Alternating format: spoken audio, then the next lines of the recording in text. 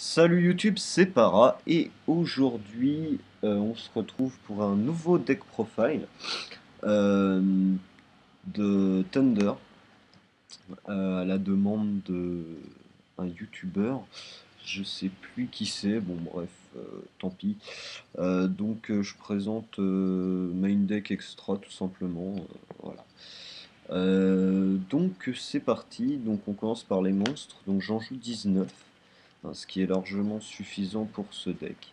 Et donc c'est parti, on commence avec 3 hippocampes de tonnerre, normal puisque la base du deck, tuto ou monstre ami de 6 tonnerre.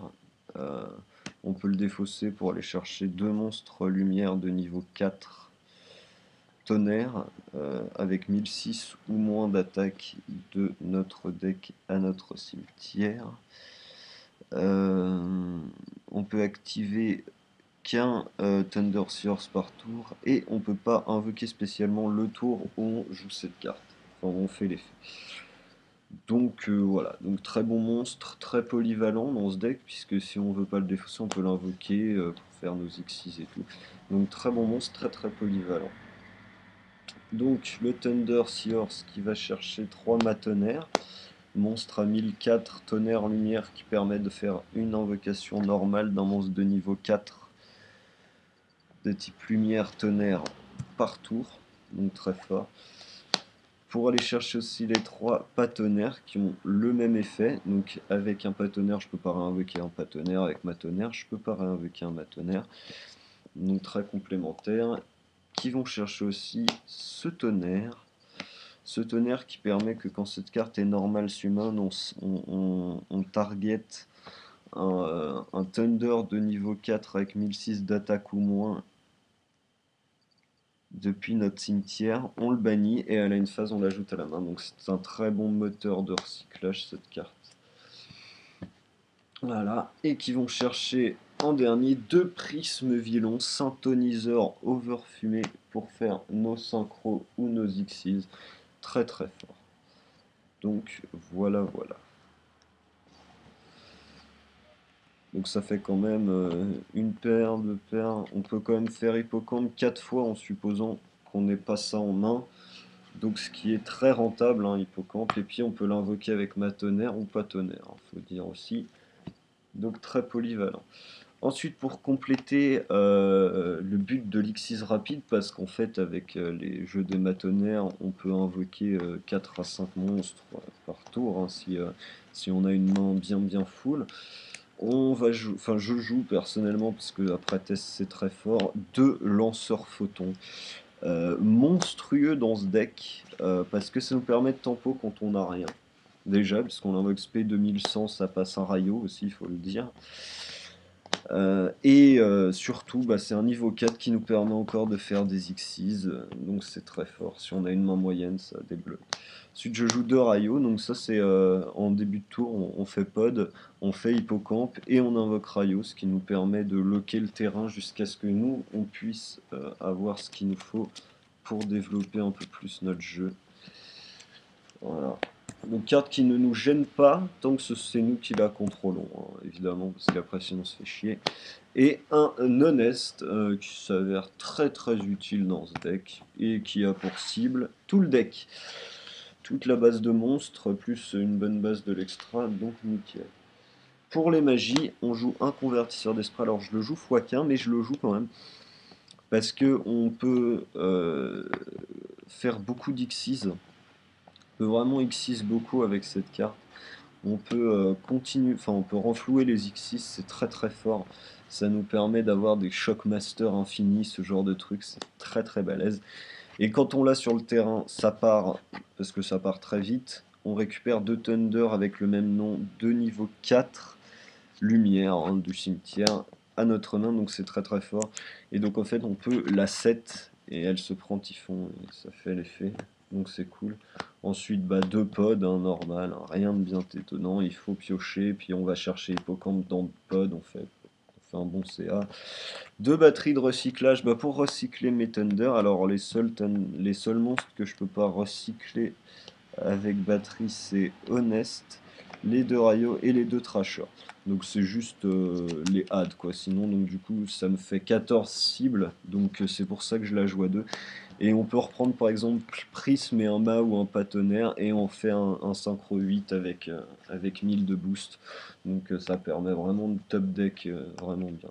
Un peu d'avarice, standard, et puis après 2 typhons, violent, reborn, dark call. J'explique pas 2 typhons parce que j'ai pas la place à 3 bien que j'aurais bien aimé. Mais...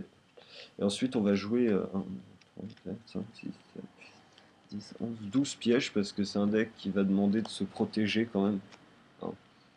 Parce que tout simplement, tant qu'on n'a pas nos loups en main, on fait pas grand chose. Donc on peut mettre des rayos et tout, mais c'est un deck où il va falloir gérer vraiment les invocations. Pour ce, je joue 2 bottom, 2 force et 2 compulse. Donc ça c'est vraiment pour gérer les sorties adverses. On en a besoin vraiment parce que si on n'a rien, on va se faire vite défoncer. 2 Solemn Warning et un jugement. Un seul torrent parce que quand on a réussi, quand on a nos monstres, on garde nos monstres. Une Fiendish, comme je joue pas Veiler ni Max Main Deck, ça permet de gérer un peu, c'est pas mal. Et une Starlight à double emploi à poser quand on a beaucoup de pièges ou quand on sort beaucoup de monstres, c'est très fort. Donc ça me fait 41 cartes dans le deck, donc c'est un deck que j'ai gagné un tournoi avec ça à mon décès. C'est très stable, très très fort, et on fait vraiment des sorties stable et très puissante, dure à gérer pour l'adversaire. Et le plus chiant, c'est que dès qu'il nous gère un ton, le tour d'après, on en fait un. Et ça, c'est très très compliqué pour l'adversaire de gérer ça. Donc pour les Xyz, un Gagaga Cowboy, un Résident des Abysses, un Cafard. Bon, j'explique pas les trucs assez évidents, hein, tout le monde connaît maintenant. Un Papillot, un number 50 Black Sheep of Corn hors carte que je joue parce que je tripe parce que je l'aime et on n'a pas le droit de jouer. Je joue aussi un Maestrock que je n'ai pas retrouvé dans mon bordel de cartes mais je le joue d'habitude. Un Utopie, un Pearl. Donc ça c'est pour les 4 standards assez, assez communs avec le Maestrock. Ensuite pour les rangs 4 où il en faut 3. Truc qui sort très très bien, on joue un Shockmaster, carte qu'on peut sortir T0 et face à beaucoup de decks ça fait très très mal, c'est très très fort. Un numéro 91 Dragon étincelant de tonnerre, carte overfumée dans ce deck justement grâce à Convertisseur d'esprit qui nous permet de faire son deuxième effet aussi, et carte qui peut nous refaire remonter une partie, hein. Un Disigma Villon, le Calidor à 2005. Je trouve cette carte vraiment exceptionnelle. C'est vraiment très très fort. C'est vraiment une énorme carte. J'adore cette carte. Un Shark Drake, carte que je sors très rarement, mais qui peut finir un match ou qui peut vraiment faire très mal. Donc très très utile et très très fort. Et puis 2008 de patate, ça peut nous débarrasser de gros tons adverses aussi. Voilà. Et ensuite, je joue 3 synchros, donc 3 synchros 8, puisque de toute façon, je peux pas en faire plus. Donc un Stardust, soit pour la Starlight, soit pour synchro avec Prism. Donc ça fait un bon monstre. Un Scrap D, obligatoire. Hein. C'est très très fort, puisque on le summon, on paye 500. Hein. On paye 500, on attache lui. Et si on n'a rien, on fait l'effet sur ça. Ou alors sinon ça fait des très gros tons, donc c'est très très fort. Et le dernier, c'est Parchat, le chevalier divin, que je joue parce que c'est énorme. On peut gérer des gros tons, ça inflige des dommages perçants, et avec l'autre ça a 3600. Donc s'il y a un BLS, on le met en défense, je tape à 3600 et il perd encore des dommages par exemple, etc. etc. Et même d'ailleurs si on l'équipe pas, on met BLS en def, on tape, il perd 100. C'est une carte très très forte dans ce deck et vraiment honnêtement j'adore jouer ce monstre. Donc voilà pour ce petit deck Tender, j'espère que vous aimerez. C'est un deck qui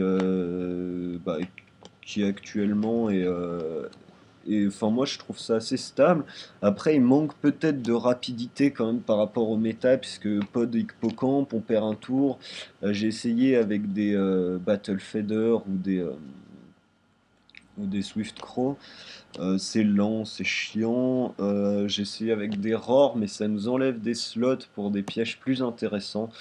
Donc je sais pas encore si c'est une version que je garderai au définitif. Et puis le plus gros problème de ce deck actuellement, c'est que ici en TCG et surtout en Europe, on manque cruellement d'X6 rang 4 réellement intéressant. Ce qui fait qu'en fait, bah, on traîne un peu quand on peut faire que par exemple un X6-4 avec deux monstres, et bah, c'est vrai qu'on se traîne un peu le cul.